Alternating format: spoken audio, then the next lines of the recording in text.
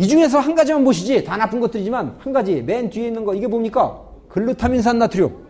이게 뭡니까? 보이세요? 글루타민산 나트륨. 예. 조미료를 대표하는 요거. MSG. 요거는 인공조미료의 제왕이라고 그러죠. 그죠? 구수한 쇠고기 국물 맛. 감칠맛을 내는 대표적인 조미료. 요것만 있으면은 요리 솜씨가 필요 없죠? 누구든지 맛있게, 구수하게, 국도 끓이고, 찌개도 끓이고, 찜도 만들고, 나물도 무치고, 이게 사실 한국 음식의 거의 대부분 이거 들어가. 가공식품에 무척 많이 들어가고, 요식업소 음식들도 거의 다 들어가고, 동양 사람들이 많이 먹는데, 서양 사람들은 그다지 많이 안 먹어요. 동양 사람들이 많이 먹는데, 얼큰한 맛을 좋아하는 한국 사람들이 유독 많이 먹어. 그래서 많은 문제가 있는데, 어떤 문제가 있습니까? 대표적인 게 암하고 관계가 있어요. 높은 온도로 가열하면 발암물질로 변한다라는 보고가 있고, 비만의 원인이다라는 보고도 있고, 망막세포를 손상한다는 보고도 있고, 뭐 알레르기를 일으킨다는 보고도 있고. 사실 이 조미료가 참 말이 많아요. MSG가 이제 논란에 휩싸여 있는 물질 이렇게 보죠. 해롭지 않다는 주장이 있는 반면에 해롭다는 주장이 있고, 서로 이제 유무회론이 지금 충돌하죠. 우리 선생님들은 어느 쪽에 손을 드시겠습니까? 유해론자, 무해론자.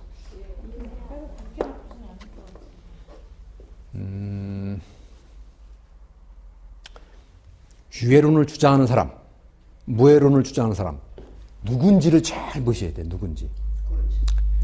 대개 이제 텔레비전에 나와서 인터뷰하는 분들도 있고, 대개 이제 그런 사람 이제 학자들이에요. 뭐 교수라는 분들도 있고 그런데 나와서 해롭지 않다고 얘기하는 학자들이 누군가 하면은 식품공학자 아니면은 화학자들입니다. 그런 사람들은 해롭지 않다고 얘기할 가능성이 많아요. 왜? 그 사람들의 지식으로 볼 때는 해롭지 않게 보여. 물론 이제 학문적인 사기도 있습니다. 예, 업계의 어떤 지원을 받고 목적을 가지고 하는 연구도 있거든요. 그런 연구도 있어요. 그런 연구도 있지만은 또 사실 그 사람들이 보기에는 해롭지 않은 것 같이 보여. 식품과학적인 차원, 화학적인 차원에는 해롭지 않은 것 같이 보여. 그래서 해롭지 않다고 얘기를 하는데, 물론 그 사람들도 사석에는 해롭다고 그래요. 그래서 공석에서는 절대로 해롭다고 얘기 안 해요. 하여튼 근데 그것도 우리가 또 이해를 못할 것도 아니에요. 그 사람들이 나와서 어떤 대학에 무슨 식품학과의 무슨 교수가 MSG 해롭다고 텔레비전에 나왔다. 그러면 그 사람 그 자리 지키지 못합니다.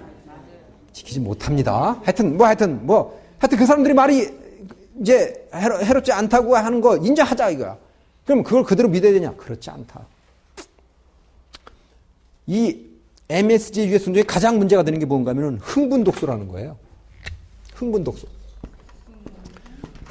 뭐냐면은 신경독성 물질이라는 얘기거든요. 신경세포를 파괴해요. 뇌세포도 파괴하지만 가장 취약한 게 신경세포예요. 신경독성 물질의 유해성에 대해서는 식품과학자, 화학자는 알 수가 없어요. 그 사람들이 신경과학에 대해서 공부했는지 아세요? 전혀 몰라요. 신경과학에 대해서 모르는 사람한테 신경독성 물질이 해롭냐 해롭지 않냐 묻는 거는 이건 어불성설이야. 반드시 신경과학자들의 얘기를 들어야 돼요. 신경과학자들은 열이면 열 다 해롭다고 그런다고. 실제로 동물 실험 해본 게 나와 있어요. 동물 실험 해보면은 이 신경세포가 파괴되는 현상을 우리가 확인할 수 있다고. 이게 쥐의 뇌의 시상하부의 모습입니다. 이 안에 이게 정상적인 쥐의 시상하부의 모습인데 이 안에 까만 반점을 잘 보셔야 돼요. 까만 반점. 이게 뭐냐? 신경세포. 뉴런이라는 겁니다. 뉴런. 이 쥐에다가 MSG를 투여를 해봤어요. 투여해가지고 나흘 후에 사진을 찍어봤더니 이렇게 변했어. 어떤 차이가 있습니까? 까만 반점이 현저하게 줄었다. 까만 반점이 신경세포. 뉴런이라고 말씀드렸잖아요. 뉴런이 파괴된 거예요. MSG에서. 이게 동물 실험을 통해서 이렇게 확인이 되잖아요. 이 신경 독성 물질이 안고 있는 대표적인 유해성이다. 예. 이러한 신경 독성 물질이 우리 몸속에 들어오면 증상을 나타내요. 증상이 있어요. 증상. 예. 여러 가지가 있는데 대표적인 증상이 뭔지 아십니까? 대표적인 증상이 골치가 지끈지끈 아프다. 두통. 사람에 따라서 좀 다른데 어떤 사람 뒷덜미가 땡길 수도 있어. 얼굴 근육이 마비될 수도 있고, 얼굴이 불그스러워질 수도 있고, 가슴이 답답할 수도 있고, 불쾌감, 불안초조 증상, 우울증, 이런 식으로 다양하게 나타나. 이게 바로 흥분독소, 신경독성 물질의 증상인데, 현대인들 이 증상 느낄까요? 못 느낄까요? 잘 못 느낄 것 같아. 하도 먹어서 무뎌져가지고. 그런데 맞습니다. 느낍니다. 느끼는데 의식을 하지 못하는 거야. 이게 무서운 거예요. 증상이 있어요. 있는데 왜 그런지를 모르는 거야. 원래 그런 줄로 알고 있는 거야. 생각해 보세요. 이거 MSG 사용한 식품 오죽 많습니까? 그거 현대인들이 오죽 많이 먹습니까? 아침에도 먹고 점심에도 먹고 저녁에도 먹고 간식으로도 먹고 하루에 몇 번씩 먹어야 되는 거야. 늘 먹어야 되니까 골치가 항상 띵한 상태로 사는 거야. 그래서 원래 인생이란 이렇게 골치 아픈 거로구나. 원래 인생이란 이렇게 불쾌하고 불안초조하고 울적한 거로구나 하면서 비관적인 생각을 가지고 소극적으로 자신감 없이 자포자기하면서 살아가는 사람이 꽤 많다. 이게 바로 흥분독소가 안고 있는 대표적인 유해성 중에 하나다. 이 흥분독소의 유해성은 유감스럽게도 자라나는 어린이들 한테 더 치명적이다. 왜? 건강한 어른은 그나마 좀 낫습니다. 어느 정도 그걸 막아내는 기능이 좀 있습니다. 완벽하진 않지만. 하지만 아직 성장기 어린이들은 그 막아내는 기능이 아직 채 갖춰져 있질 않다. 그래서 그대로 그 유해성에 노출이 된다. 그래서 그 피해를 고스란히 입고, 그 다음에 또 문제는 이 첨가물 중에 조미료뿐만이 아니다. MSG 같은 조미료뿐만이 아니다. 이 MSG하고 4분의 8쯤 되는 또 다른 물질이 있어요. 요거는 조미료가 아닙니다. 감미료입니다. 합성 감미료를 대표하는 거, 요즘 많이 쓰고 있는 거, 뭐가 있죠? 아스파탐. 사카린은 아닙니다. 사카린 말고 아스파탐. 요것도 똑같은 흥분독소 물질입니다. 예. 첨가물 중에 이런 흥분독성을 일으키는 물질들이 최근 들어서 신경과학이 발달하면서 속속 밝혀지고 있습니다. 타르색소라든가 향료의 원료 물질, 그런 것들 중에서도 흥분독성 물질이 좀 확인되고 있어요. 예. 이 사실이 우리한테 일깨우는 것, 음식이라는 게 뭐냐? 음식을 먹는 식생활이라는 게 뭐냐? 배고파서 끼니를 떼기 위해서 먹는 하찮은 수단에 불과하냐? 아니다. 음식을 먹는 식생활은 대단히 고차원적인 숭고한 생명활동의 하나다. 라는 사실을 일깨우고 있는 겁니다. 음식이 잘못되면 어떤 문제가 있습니까? 식생활이 나쁘면 어떤 탈이 납니까? 건강이 나빠지죠. 건강, 대표적인 게 뭐가 있습니까? 건강이 나빠진다, 병에 걸린다. 대표적인 게 암, 고혈압, 당뇨, 물론 들어가지. 아토피, 골다공증, 비만도 있고, 이거 현대병이라고 그래요. 그죠? 생활습관병이라고 그럽니다. 성인병이라는 건데. 그죠? 예. 근데 이게 다냐? 신경질을 많이 내고. 예, 바로 이거예요. 이거는 반쪽에 불과해요. 또 다른 반쪽이 있어요. 이게 어떻게 보면 더 중요한데, 이거를 현대인들이 별로 관심을 갖지 않아. 그래서 문제야. 정신건강까지 해친다. 식생활이 잘못됐을 때. 예, 그런 사실들이 요즘 많이 확인이 되고 있지 않습니까? 이 분야 연구자들이 많이 늘어나고 있어요. 이걸 심리 영양학이라고 그래요. 영양학적으로 문제가 있을 때. 식품 첨가물이 몸속에 들어오면 영양 불균형이 생겨서 영양학적으로 문제가 생기고, 그로 인해서 여러 가지 성격, 심리, 행동, 어린이들은 그런 문제가 생기고, 어른들도 마찬가지. 예. 그래서 심리 영양학이 서양에서 꽤 오래 전부터 연구가 되었지만 요즘 들어서 이제 많이 발표가 되고 있고, 동양에서도 이런 연구하는 사람들이 많이 있는 나라가 이웃나라 일본에도 있어요.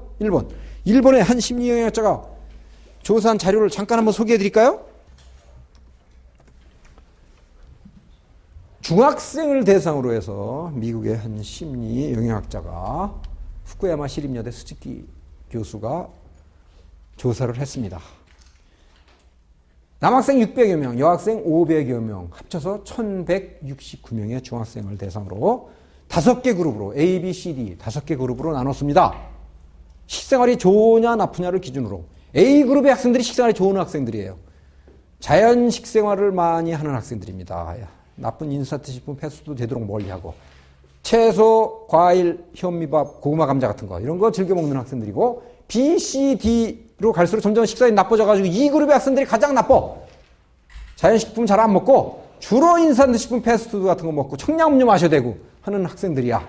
예, 이 학생들의 정신건강 상태가 옆에 나와 있죠? 그죠? 정신건강 상태 여기 써놨습니다. 화를 내는 정도 맨 위에 있는 거 한번 보실까요? 우라증을 봤더니 A그룹의 학생들은 25% 정도? 4명 중에 1명꼴로 화를 내더라. 그런데 B, C, D로 쫙쫙쫙 늘어나죠? 이 그룹의 학생들은 98%? 거의 100%지 뭐. 대부분의 학생들이 툭 하면 화를 내는 거야. 그 밑에 신경질, 초조 증상, 우울증, 뭐 자살 충동 같은 거 한번 보세요.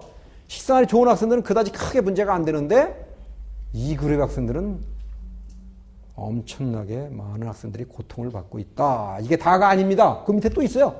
밑에 한번 보실까요? 밑에 집단 괴롭힘이라고 있네? 보실까요? 집단 괴롭힘. 집단 괴롭힘이 뭡니까? 이게 뭡니까? 요즘 말하는 왕따라는 건가? 친구를 괴롭히는 거. 학교에서 친구를 괴롭히는 거. 이게 바로 교내 학교 폭력 아닙니까? 요즘 우리 사회를 뜨겁게 달구고 있는 아주 핵심 이슈 중에 하나. 학교 폭력. 이것도 먹는 음식과 관계가 깊더라. 피해를 당하는 학생들은 그다지 문제가 없어. 음식하고. 그거 당연하겠죠?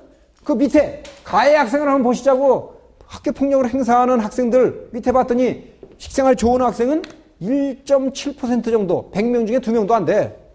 그런데 식생활이 나쁜 이 그룹의 학생을 한번 보세요. 28.7%면 30%. 거의 3명 중에 1명꼴로 친구들을 괴롭히더라. 이 학생들 좋은 음식 먹여보세요. 착해져요. 차분해져요.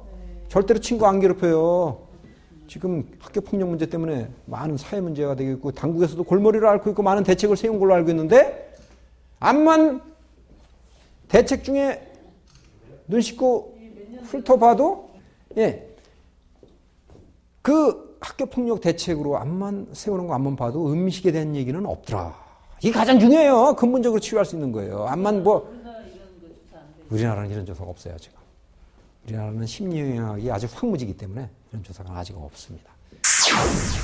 뭐 CCTV 같은 거 많이 설치하는 거 도움이 되죠. 필요하지만 그 이전에 이거부터 먼저 해야 되지 않느냐.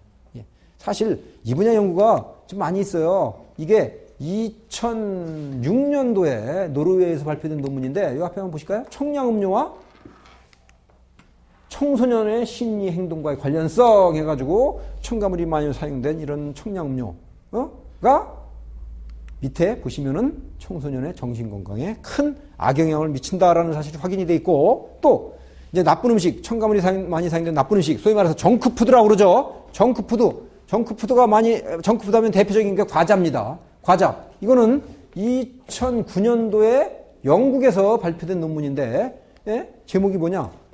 제목이 과자와 어린이 및 어른의 폭력성과의 관련성 해가지고 핵심적인 내용이 여기 나옵니다. 여기 뭐라고 나와 있습니까? 어릴 때 과자를 많이 먹으면 폭력적인 사람이 된다. 폭력하고도 관계가 있다. 사실은 범죄하고도 관계가 있어요. 범죄자들 어떤 음식 좋아하는지 잘 보십시오. 그 범죄자들한테 좋은 음식 먹였더니 선한 심이 되더라. 그런 조사 발표도 많이 있습니다. 이런 사실들 이게 요즘 들어서 많이 발표되고 있다. 일단 요즘 들어서 우리 사회에 불미스러운 일들 많이 벌어지고 있고 교육당국에서도 폭력 문제 때문에 굉장히 고민을 하고 있습니다. 분명히 나쁜 음식이 다는 아니지만 큰 책임을 져야 된다는 사실. 제가 말씀드리는 게 아닙니다. 많은 전문가들이 이구동성으로 하는 얘기입니다. 우리 선생님도 이 말씀에 동의해 주시겠습니까? 네. 동의해 주신다는 의미에서 박수 한번 부탁드리겠습니다. 예.